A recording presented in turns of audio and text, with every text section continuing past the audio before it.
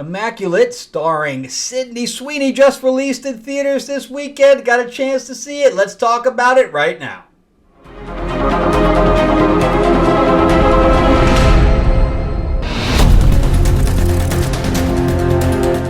I'm with me. I am your host, Frank Zenka. I'm an award-winning screenwriter, novelist, and comic book writer, as well as, hopefully, a working line producer real soon. I am secondying a film in May, but I made a whole lot of contacts yesterday, so I'm hoping to jump back into the line producer UPM chair, hopefully very, very soon. I'm excited about some of the prospects I picked up yesterday. So let's talk about Immaculate. But before we do, remember to give me a like and subscribe. Give me that thumbs up. Ring that bell. It always helps me grow the channel out if you can subscribe, and hopefully I can entertain you along the way. So if you're looking for anything that I've written, as I said, I'm an award-winning screenwriter, but I also do novels and comics and things to that effect. A lot of my stuff is on Amazon. And if you're looking for anything else I've done, I actually have a late pledge. We were financed on Kickstarter already. I'm down to like the last 7 pages. In fact, I have to hit my artist up and find out when the next page is coming out. For Lords of LA, it's my vampire mob set in 1950s Hollywood. I'll talk about more at the end. But in the meantime, let's jump back into Immaculate. So I had no idea what I was walking into for this film. I had not a clue. All I knew is that Sydney Sweeney was playing a nun. Enough said. That's all I needed to know. She's fun to watch. She's interesting to watch. I haven't really felt that her acting is very good in some areas, especially like in Madam Web. That movie didn't help her in the least. I have not seen Euphoria, so she probably has some really good performances there that I just haven't seen. And then what was the other movie that came out with her? The romantic movie Anyone But You. And I thought that movie was okay. It didn't really showcase anything for her. It was just a stupid comedy that went nowhere. So this movie, at least I got to see a range of emotions that she can actually put out and emulate and exude. And I thought that and I can see why, because she produced this film too. In fact, I really want to hear the story behind the creation of this film, because it's very odd. Okay, so she is now producing movies, all right? So, she's got her own production company. She's taking in, in fact, I'm trying to get a hold of her myself for my Holocaust biography. I actually think that she'd be good for that. And I think that Diane, who was the subject of that biography, I think she'd be very happy with that casting choice. I mean, she's not a huge draw at this point. The movie theater I was in was empty. The good thing is that she was able to keep the budget low. So she's smart enough to know what she can carry and what she can't, which a lot of actors can't figure out. So as far as that's concerned, I believe she's smart. And the movie cost under $10 million to make. So let's say it cost $8 million, right? Under 10 is more than 5. So let's just even it out and call it 8. Could be 7.5, whatever, but just let's call it 8. So they didn't do a whole lot of marketing with this, but I figured that they probably did spend, at least another 10, if not more, on marketing. So let's just call it $17 million. So the movie's got to make $34 million to break even. Now, as far as what I saw, it did not hit international yet. I think putting this into a religious background was probably not the smartest thing, especially when people don't know if it's a horror. Like The Nun, you can do it with, like the Omen, whatever, you can do kind of stuff like that with. But without knowing that this was a IP, I think people might shy away from it because of the religious factor of it. They don't want anybody poking fun at their religion with using horror. I think that's the basis of it. And of course, Catholic and Christianity are the only ones that really get that to happen to. I don't think any of the horror movies have to do with anything else besides that religion. I don't know. So there's then obviously other cultures, like there's the Chinese or Japanese culture that we have the ghosts and stuff like that that they do actually in Japanese horror films that then we emulate here. But as far as religious pieces, there's not a whole lot. So anyway, so there's that. But I got to see that it did make $5 million. So internationally, I'm hoping it makes another five. That'll go to 10, and then hopefully that'll double to 20 to 40, and then it'll break even. Let's keep our fingers crossed. I'd like for her to be successful and keep her producing more independent films. I think that the more independent films, in fact, the actor, I'm not an actor, but I went to an actor summit yesterday. It was an all-day thing, and some of the speakers, man, some of the speakers were great. Like I got to see Jeff Hunt, who directed a lot of the CW shows. I know Gotham Knights, but he also did the originals, and what was the other one that he did? What was that one called? Where Hope was the lead. So it was like the sequel to, or the offshoot from originals. But I was at Legacies. But I was a big fan of that one, and I did like the originals. I think it overstayed its welcome. But anyway, he directed a lot of that stuff. He EP'd that stuff as well. So I got to see him, and that was great. However, there were some other things that the narcissism that came off the stage was just incredible. And that's the problem with Hollywood right now, is these narcissists. And I hate to say it, where it sounds like I'm sexist, but the entire stage was filled with women. There was not one man on the stage during this panel. And it all was a bitch fest. You know, you're crying and bitching about the industry. You know, why is there not more representation? Why are big business running the film industry? Who the frick else is going to do it? That was the stupidest thing I heard. Why is big business in charge of film? And why aren't they getting the money? I mean, again, the narcissism, the negative energy and the narcissism off that stage was staggering. I could only listen to it for 5 minutes. I had to walk out. It was literally the energy off that stage blew me out of my seat. I had to leave. But thankfully, Sydney Sweeney doesn't seem like that kind of a person. She seems like she's in it for the craft. She loves what she does, and she wants to not only promote herself, but by doing that, she's also having other people work for her. So she's employing other people, which is great, which is the whole basis for independent film. Very excited to have this make money, so go out and see it, even if you don't buy a ticket, even if you don't want to see it, just to keep independent film going. And I think that she's one of the people that can actually have it done. And I hope that she gets more famous as things go on. But anyway, going back to the film, because I can't really talk too much about the film without giving spoilers away, and I want this to be a non-spoiler review. So let's talk about the plot beats of it that I can tell you. And it's great to see the progression of her character, because her character definitely has an arc. There's a huge arc with her, which is what kept me intrigued throughout the film. So, and you can tell it's low budget purely and just in any film, where they try to keep the locations small.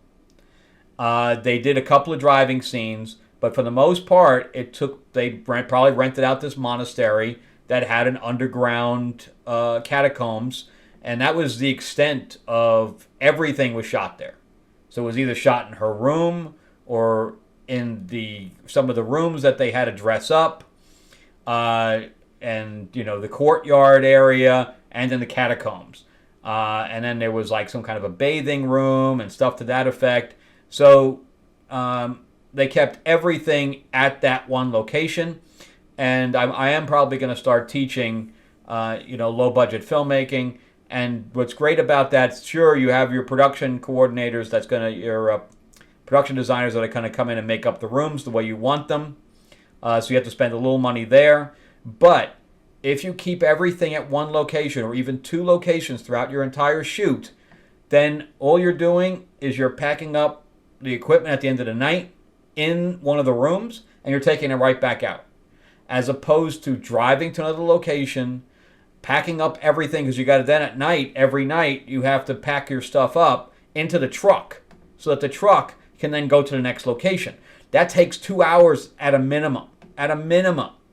So you're losing 2 hours of shoot time in the morning unpacking and 2 hours of shoot time at night by repacking it and then driving.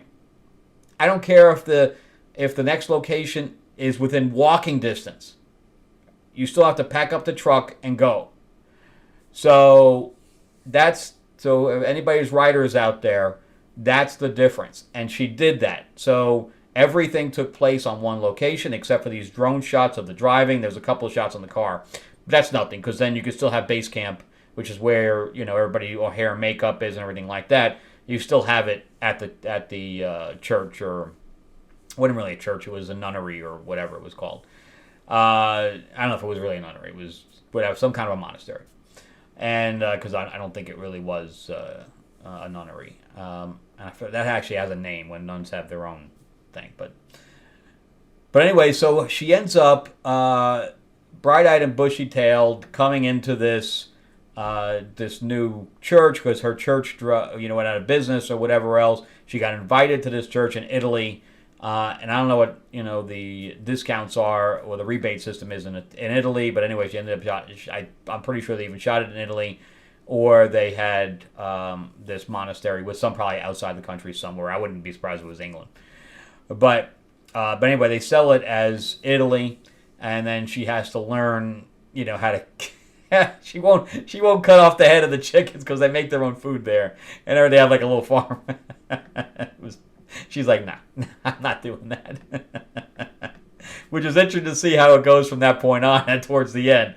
But again, I'm not going to give anything away from that point. But so anyway, she ends up getting pregnant, and she's a virgin. And you find out that she had a near-death experience where she fell through the ice, and she was dead for 7 minutes and came back. So that's kind of important. But anyway, she ends up getting pregnant by Immaculate Conception, or so you think, and that's the name of the title of the film. That's all I can really say about the film, but except that it's a thriller more than it is horror. There's some horrific stuff that happens, and you really feel for that character, and when she starts taking a little bit of control, you kind of cheer for her, even though you're like, aren't you like 10 months pregnant here? So a little bit of, obviously it's far-fetched with some of the stuff that she does and happens to her and everything like that. But I recommend the film not only because it's an independent film, and here's the other thing that's why I want to hear what happened or how this got made, because the writer and the director have just about 0 credits. Put it this way, I have more credits combined. I have more credits than these two guys combined. Okay? So, it's interesting. So I don't know if they were friends, but the director, Michael Moen, worked with her before on a film that's on Prime called The Voyeurs with Justice Smith. I like to see what happens with his career after the fiasco of the Magical Negro movie, but we'll see what happens there. Andrew Lobdell has shorts. He literally has shorts. That's all he's written. Like 3 shorts. So you have shorts on both of them, and you have one like an episode and one feature that he did with Sydney Sweeney, which is probably how they became friends, which is probably how she ended up working with him, or they were friends before. I don't know. But anyway, Neon was the one that distributed it. I don't know if they put some money into it. I don't know where her money came from for this, the $7 million or the $8 million. But anyway, it's very interesting why she would hook up with people that have literally no credits.